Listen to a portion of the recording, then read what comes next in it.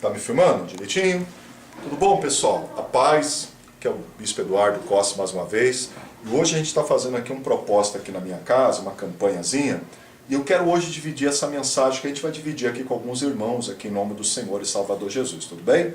Se você tiver uma Bíblia, uma palavra santa, eu vou pedir para todos vocês, inclusive vocês que estão aqui, ó, abre no livro de Colossenses, capítulo de número 3, tá bom? Você que está aí na sua casa, aí está me acompanhando aí pelo Facebook, pelo YouTube, abre aí, Colossenses, capítulo de número 3. Enquanto eles procuram aqui na Bíblia deles, deixa eu falar com você.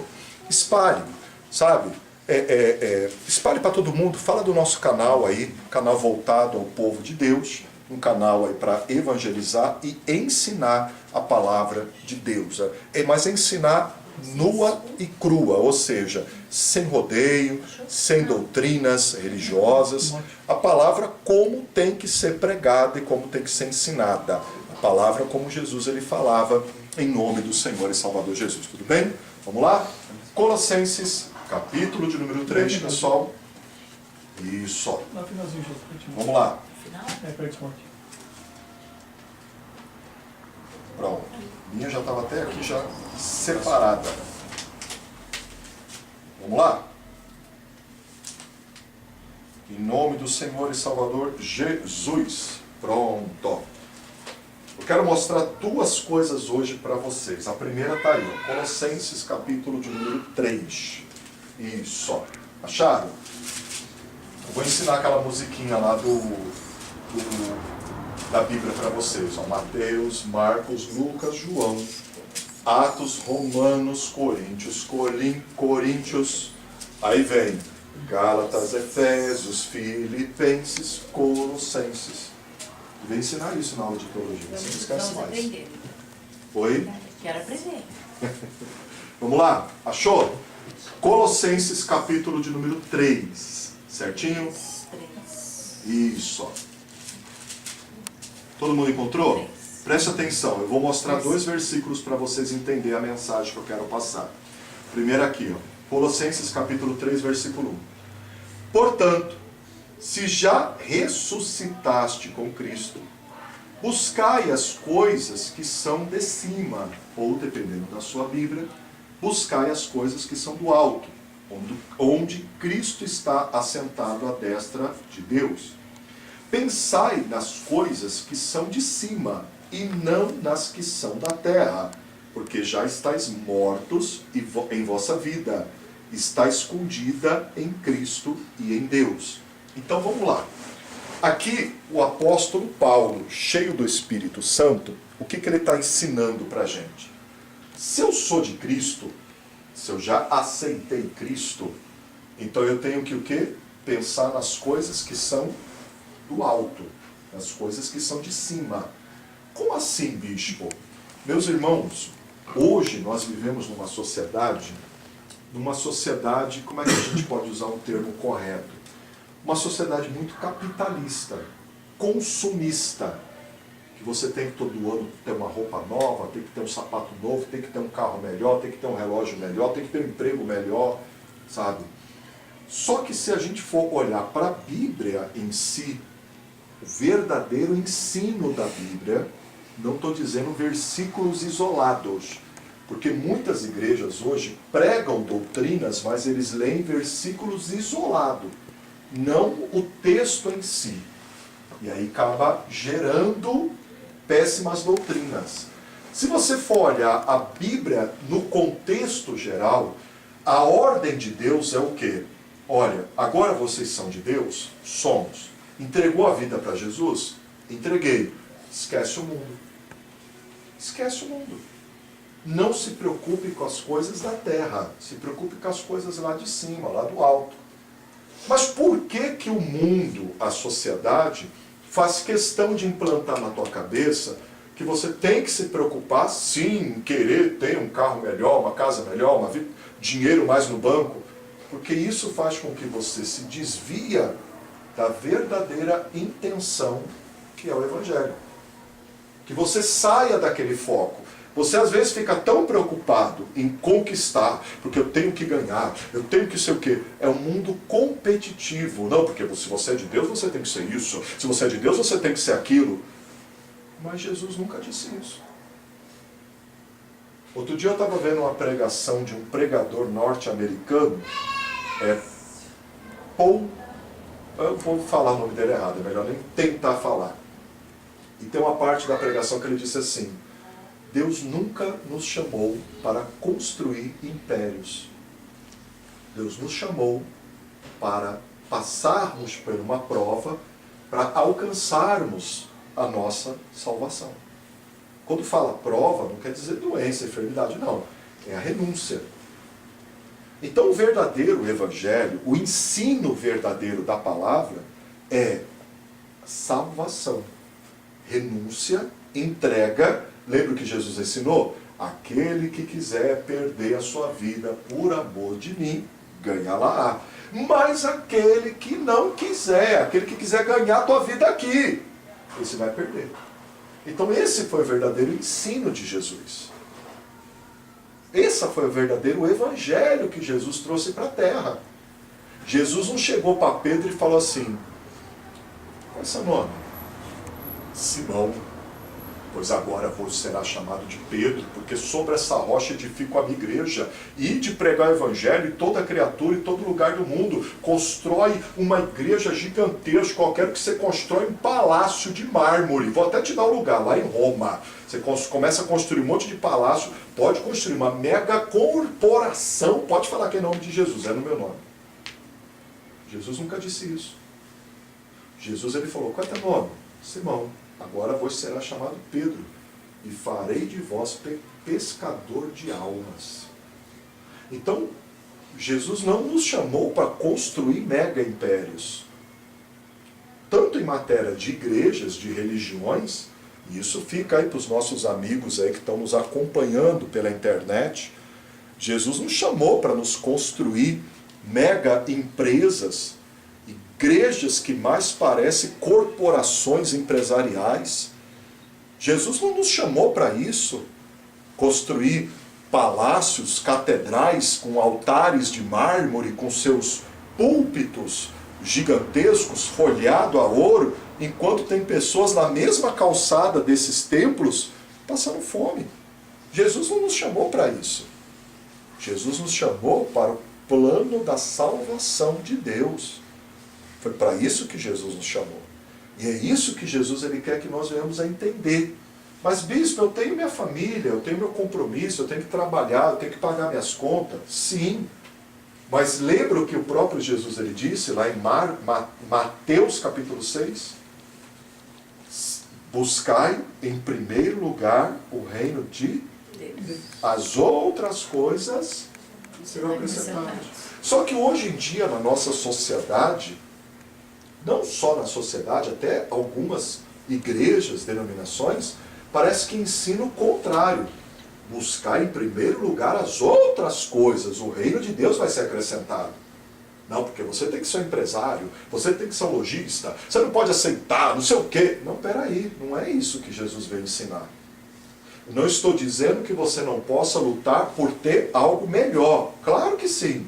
Você acha que eu não quero ter um carro melhor, uma casa melhor, condições melhores? Sim. Só que eu não posso colocar a carroça na frente dos burros. Eu não posso fazer do evangelho como se fosse a pólvora, o estopim daquela busca frenética por uma prosperidade que não foi prometida por Deus. Ele é o Deus do ouro e da prata? Sim. Jesus veio para nos dar vida com abundância? Sim. Mas o ouro primordial, que todos parece que estão se esquecendo nesses últimos dias, é o nome escrito no livro da vida. Às vezes a pessoa não tem nem o nome escrito no livro da vida, mas ela está preocupada em querer alcançar alguma coisa. Aí você me pergunta: mas bicho, como é que eu sei que a pessoa não está escrito o nome no livro da vida? É simples. Ela pratica a palavra de Deus. Porque não adianta a pessoa estar numa igreja, mas a pessoa mente. A pessoa fofoqueira, a pessoa tem vício, a pessoa fuma, bebe, a pessoa tem amante, como a gente escuta, vira e mexe. A pessoa não tem o nome escrito no livro da vida. Ela pode até estar numa igreja, ela pode até ser um obreiro, um pastor, uma pastora. Ela não está no nome escrito no livro da vida.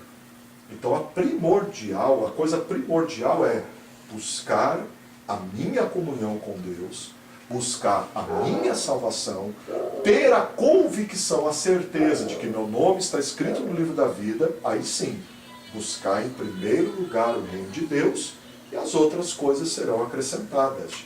E é isso que muitas vezes está faltando dentro das igrejas, esse ensinamento. Para a gente concluir essa linha de pensamento, vou pedir para vocês abrir mais uma vez a Bíblia de vocês, e um outro apóstolo, que também, sendo usado pelo Espírito Santo, teve uma revelação muito parecida. Está lá no livro de 1 Pedro, primeiro livro de Pedro, capítulo de número 4, isso. Primeiro livro de Pedro, capítulo de número 4, para você também que está me acompanhando aí no Facebook, no YouTube, independente aí da onde você estiver me acompanhando, você pode abrir aí, ó. 1 Pedro, capítulo de número 4. Acompanhe aí, em nome do Senhor e Salvador Jesus. 1 Pedro, primeiro livro do apóstolo Pedro, deixa eu pegar aqui meu óculos. Primeiro livro de Pedro, capítulo de número 4. Você está no livro de Colossenses, é só ir para o final da sua Bíblia. Só ir mais um pouquinho para o final. Olha só o que nos ensina aqui a palavra do nosso Deus, a palavra do nosso Senhor, a palavra do nosso Salvador. Primeiro livro de Pedro, capítulo de número 4, a partir do versículo de número 1. Todos encontraram? Amém. E diz aqui, ó, ora, pois, já que Cristo padeceu por nós na carne, armai-vos também vós que estáis com este pensamento, que aquele que padeceu na carne já cessou do pecado, para que no tempo que vos resta na carne, não vivais mais segundo as concupiscências dos homens, mas segundo a vontade de Deus. Agora o versículo 3, para a gente terminar com chave de ouro.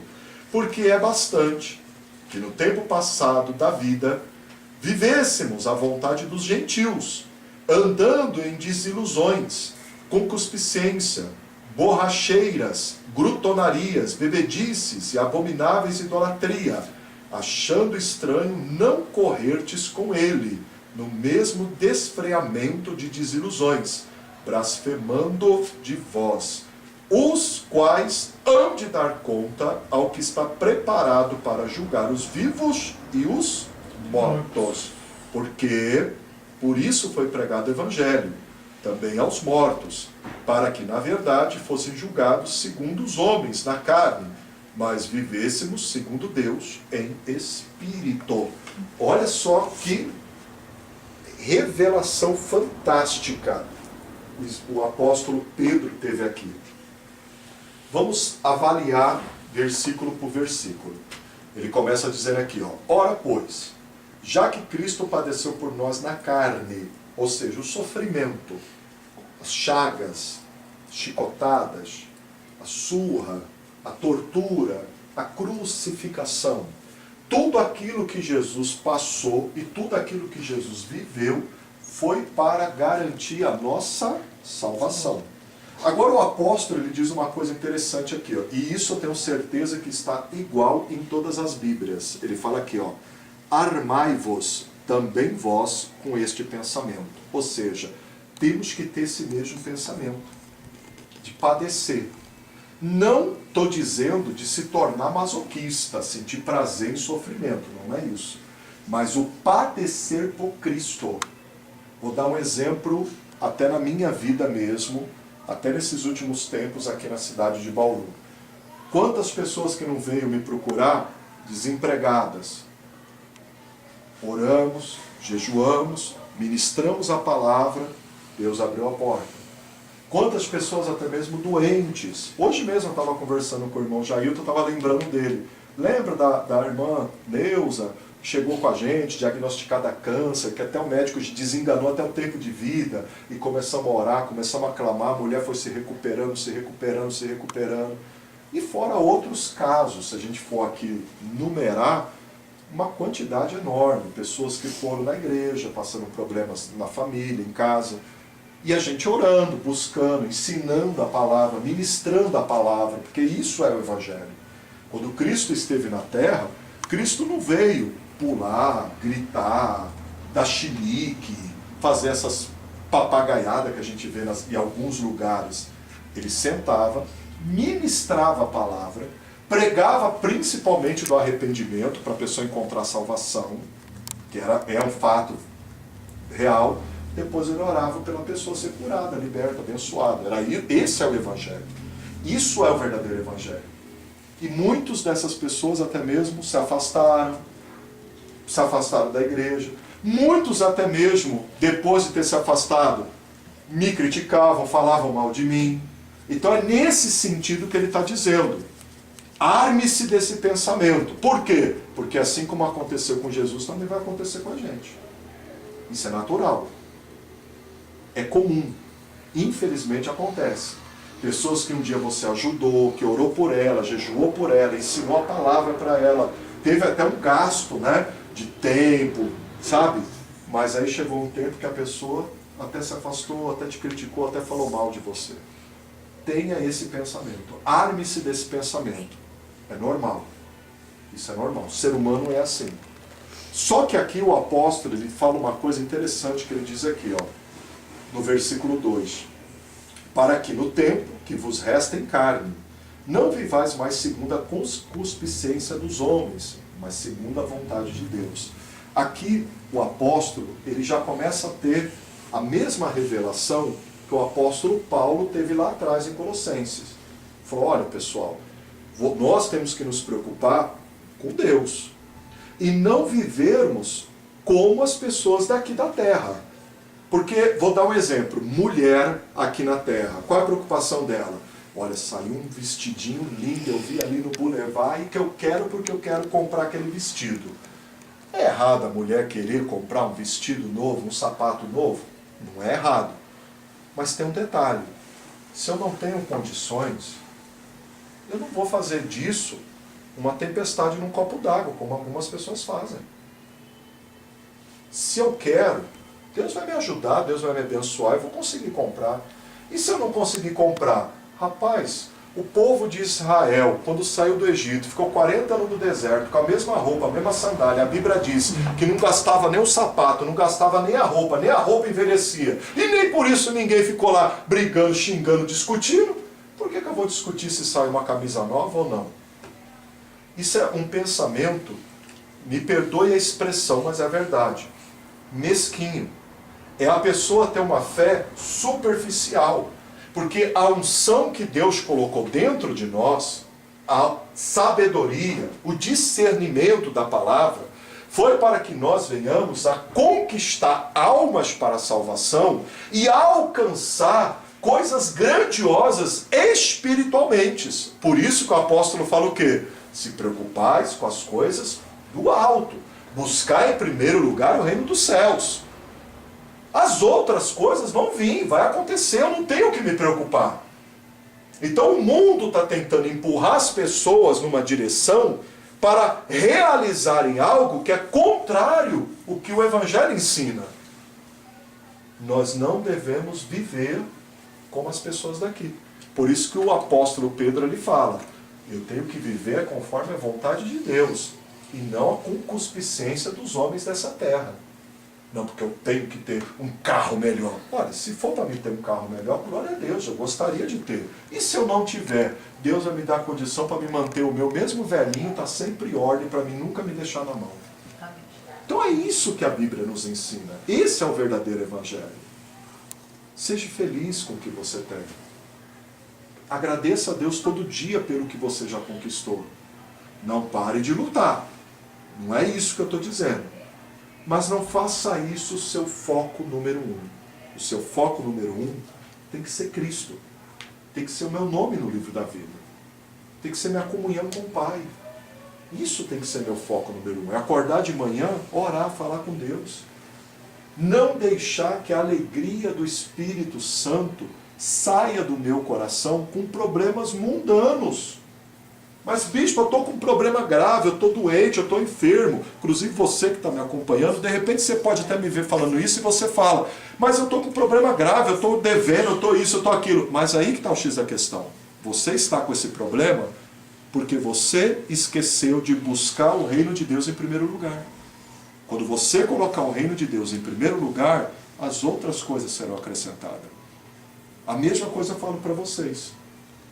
Coloque sempre o reino de Deus em primeiro lugar. Lembre, o reino de Deus não é a minha vontade. Não é o que eu gosto, o que me agrada. O reino de Deus é o que está escrito na Bíblia. A vontade de Deus. O querer de Deus. Por isso que tem muito crente se confundindo. Eu vou deixar para uma outra oportunidade, a gente vai estudar sobre isso na Bíblia. O que é realmente a minha vontade e o que é realmente a vontade de Deus. Mas por hoje, guarde essa palavra nos seus corações, em o nome do Senhor e Salvador Jesus Cristo. Amém. Amém, pessoal? Diga glória a Deus. Gente. Glória a Deus. Deus abençoe.